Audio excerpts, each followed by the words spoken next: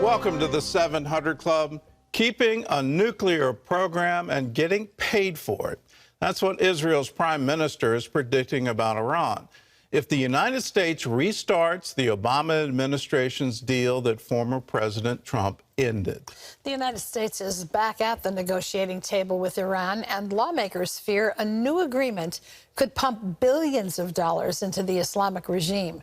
That could fund terror groups across the Middle East. Chris Mitchell reports from Jerusalem. Israeli Prime Minister Naftali Bennett challenged world leaders to not give in to what he calls Iran's nuclear blackmail. Iran will be arriving at negotiations in Vienna with a clear goal: to end sanctions in exchange for almost nothing. Iran won't just keep its nuclear program. From today, they'll be getting paid for it. There are those who think they deserve to have their sanctions removed and hundreds of billions of dollars poured right into their rotten regime. They're wrong. Iranian negotiators came to Vienna with a demand for America. If the United States comes with the removal of the sanctions, it can certainly receive the ticket for returning to the nuclear deal's negotiations room. Otherwise, it will continue to remain outside of the negotiation table. The White House says the goal is a return to the 2015 agreement. Our objective has not changed. It remains a mutual return to full compliance with the JCPOA. This is the best available option to restrict Iran's nuclear program and provide a platform to address Iran's destabilizing conduct. The question for some is whether Iran will try to exploit the U.S., weakened in many eyes by the disastrous Afghanistan pullout. A number of Republican congressmen and women sent a letter to President Biden and warned re-entering the JCPOA would give Iran's regime access to approximately $90 billion in assets held abroad. That could fund terror groups across the Middle East, including Hezbollah in Lebanon, Hamas in Gaza, and the Houthis in Yemen. In 2018, the Trump administration got out of the agreement and imposed severe economic sanctions, crippling Iran's economy. Former Israeli ambassador to the UN, Danny Danon, tells CBN News lifting those sanctions will bolster Iran's influence in the region. It will bring instability and chaos into our region. Already, with sanctions, they provided billions of dollars. So just imagine what they would do when they will have so much money in the next few weeks if the sanctions will be lifted. And in the long run, it means that they will continue to invest in their military ambitions to have nuclear capabilities. Circumstances surrounding these Vienna talks differ from those in 2015. Iran now has a more hardline president, Ibrahim Raisi, nicknamed the Butcher of Baghdad. The country's nuclear program has expanded, enriching uranium to an almost weapons-grade level and is closer to a nuclear breakout stage. Since 2015, Israel has stepped up its covert and cyber attacks on Iran's nuclear program. And Israeli leaders here have been clear a military option to eliminate Iran's nuclear program is still on the table. Gordon? Well, Chris, let's talk about that military option. Israel has the Begin Doctrine. Tell us about that, and how does it apply here? And then I guess most importantly, would it be effective in wiping out Iran's nuclear capability? Well, it's a great question, Gordon. I think a lot of people are aware of the Begin Doctrine. It comes from former Israeli Prime Minister Menachem Begin. That was back in 1981. He ordered the destruction of Saddam Hussein's nuclear reactor. He said at the time, Israel can't afford that any of its neighbors will develop a weapon of mass destruction. And then Prime Minister Ehud Olmert destroyed a Syrian reactor in 2007. Now, Danny Danon, when we talked to him, Gordon, he said Israel has the determination and the capability to hit Iran's nuclear program, and they don't want to repeat the mistake of North Korea. That's what happened one morning. The world woke up to a nuclear North Korea. So Iran, on the one hand, is negotiating in Vienna. On the other hand, it's pursuing nuclear weapons. So by the way, Gordon, on the eve of the talks, the Iranian military spokesman said the goal of Iran is to erase Israel and exterminate the Jews. So Israel can't afford to sit idly by. That's why the Begin Doctrine is alive and well here in Israel. If they have to strike to protect the state of Israel, they'll do it. Well, you know, I'll use an old Virginia phrase. Those are fighting words. I don't understand the Biden administration wanting to release the sanctions, give them $90 billion plus, just to get a seat at the table to talk. Do they not hear what they're saying? Do they not understand that Iran's ultimate goal is to wipe Israel off the map?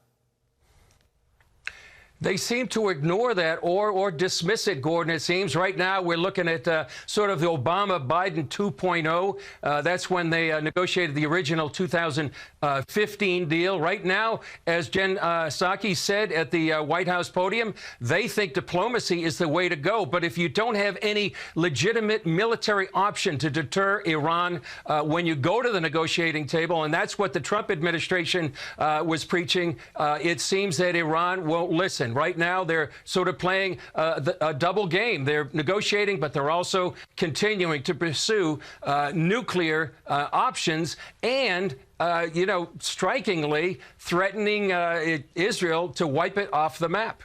Well, let's talk about the Abraham Accords. Do you see that leading to a military alliance against Iran? And in that, could Israel, as well as other countries in the region, go it alone and go without U.S. help? Definitely. I think we're actually seeing the Abraham Accords. We've seen the diplomacy. We've seen the economic relationships between Israel, many of the Gulf states. Now we're seeing a military alliance forming.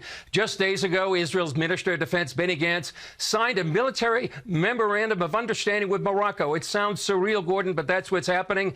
The recent Blue Flags 2020 exercise brought together 7 nations and Israel in a joint aerial exercise. Then at the end of that, the UAE Air Force paid a visit during the exercise. After that, the head of the Israeli Air Force went to the UAE. There was also a joint naval exercise with Israel, Bahrain, the UAE, and the U.S. So all these, Gordon, are examples of how a military alliance is forming in the region as an alliance against Iran. But there's a caveat, and that's what Danny Danone told us in our interview earlier today. He said the nations are looking at a stronger Iran. And if they feel that if Iran gets too strong, in part because of sanctions relief and all these billions of dollars, and a new nuclear agreement that would go to a nuclear device, they may shift back to Iran. That's why there's a race in the Middle East to see who's going to be the stronger, and that's why the talks in Vienna are so important and why they could shape the future of the region. Well, they are enormously important. So, Chris, thanks for the report, and I'll just underline how serious this is. If Iran gets a nuclear weapon, it's a game changer in the region. They clearly have ambitions to take over Iraq, and that's nothing new. There was a huge war between Iraq and Iran in the 1980s. That's been a stated goal. They want to have a clear pathway through Iraq, through Syria, to get to Israel. And they're trying to reestablish themselves as the leading power in the Middle East. If we, in some vain effort to negotiate with them, give them the funding that they need and the international recognition that they need to achieve that goal, this is incredibly dangerous and incredibly dangerous for Israel and then ultimately for the United States. When they talk, their rhetoric, when they talk about the great Satan, they're not talking about Israel. They're talking about you and me. Well, in other news, let's turn to another cause for concern, and that's what the president is calling it, a cause for concern, not a cause for panic. The one drug maker says the current vaccines may not be enough to stop the Omicron variant. John Jessup has more on that story from our CBN News Bureau in Washington. John? That is right, Gordon. Moderna's chief executive says existing COVID-19 vaccines are likely to be less effective against the Omicron variant. Stefan Bancel telling the Financial Times, "I think it's going to be a material drop. I just don't know how much because we need to wait for the data," end quote. President Biden is urging Americans to take precautions, but not to panic. Monday, he encouraged all adults and eligible children to get vaccines and boosters. If people are vaccinated and wear their masks, there's no need for the lockdown. This variant is a cause for concern, not a cause for panic. Omicron is thought to be more transmissible, but so far, doctors reporting mild symptoms among patients. There are about 200 confirmed cases worldwide, none yet, though, found here in the United States. Well, the Supreme Court will hear oral arguments Wednesday in an abortion case that has far-reaching implications. Some see it as the legal linchpin that could overturn Roe v. Wade, the 1973 decision that legalized abortion in the United States. Iowa Governor Kim Reynolds described the case known as Dobbs versus Jackson Women's Health as the Supreme Court's opportunity to overturn a, quote, tragic mistake.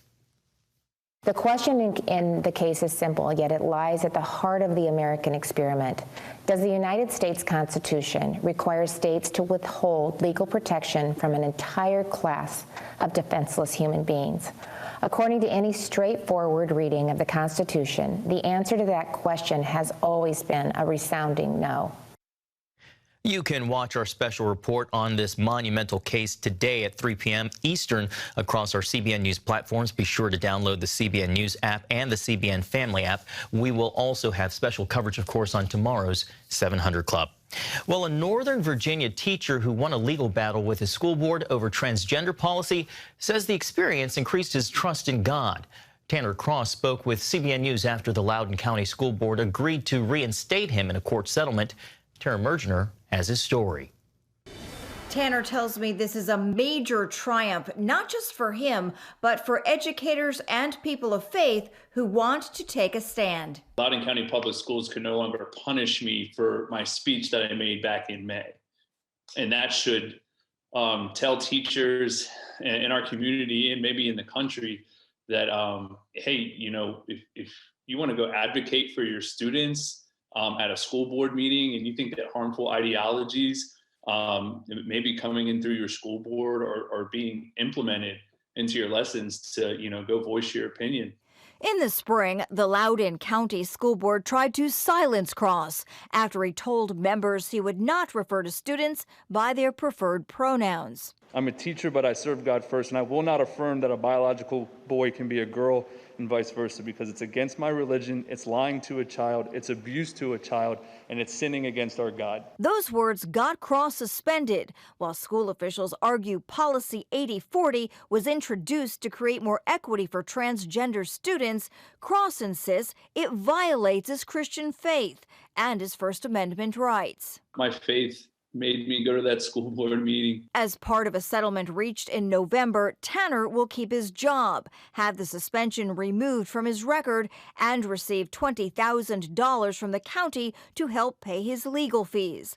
Alliance Defending Freedom, which represented Tanner in the case, is pleased with the outcome. What I think this case shows is that the Constitution doesn't have some carve out for certain ideologies or some carve out for certain viewpoints that people don't like. No, this covers everything. Meanwhile, Cross says the ordeal has brought him closer to God. I learned to trust God more. So my faith grew, and it's just growing more and more as we go. And God's he's granting us with what we believe, you know, he's granted us victories because of our obedience to him. And the court battle isn't over yet. ADF, along with Cross and 2 other Loudoun County teachers, are still suing over Policy 8040, which also allows transgender students to use bathrooms that match their gender identity.